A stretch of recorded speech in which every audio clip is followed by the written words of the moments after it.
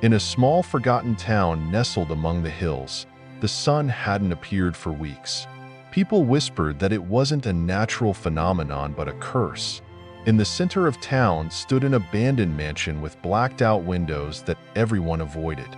They said something lived there, something that only came out at night to feed. One evening, George, a young and fearless mechanic, decided to prove to his friends that the stories were nothing but nonsense. Armed with a flashlight and a knife, he headed toward the mansion.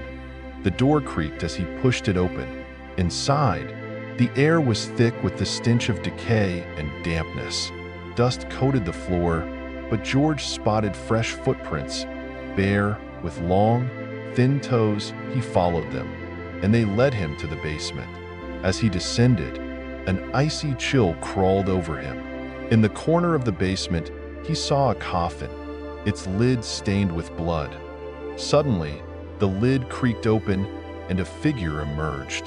A tall man with pale, almost translucent skin and glowing red eyes stared at George.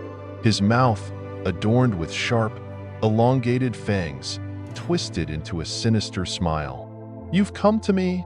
the vampire whispered, his voice a haunting chorus of dozens of voices at once. George froze for a moment before lunging at the vampire with his knife.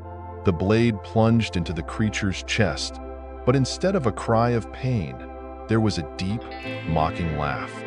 "Fool!"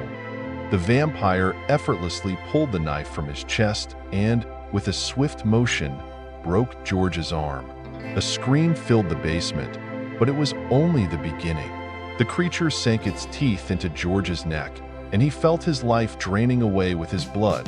By morning, the townspeople found George's lifeless body nailed to the mansion's gates. His skin was pale as snow, his eyes gouged out, and a message carved into his chest read, "My time has come." From that night on, terror gripped the town. Each night, someone disappeared. The victims were found drained of blood, their faces twisted into ghastly smiles.